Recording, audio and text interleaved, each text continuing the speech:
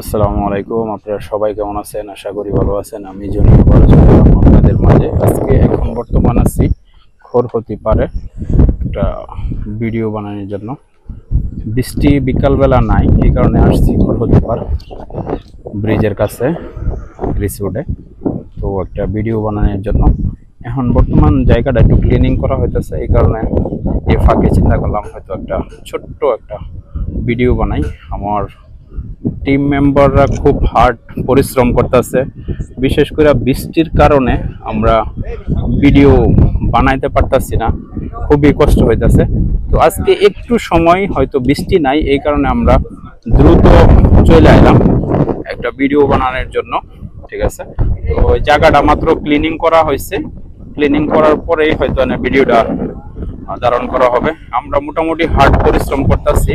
এই যে আমার টিম মেম্বার, আমার চাচা আছে, ভাই আছে, বাগিনা আছে, আমরা সবাই মিলে খুব হার্ড পরিশ্রম করতেছি যে আপনাদেরকে কিছু ভালো বিনোদন দেওয়ার জন্য চেষ্টা করতেছি।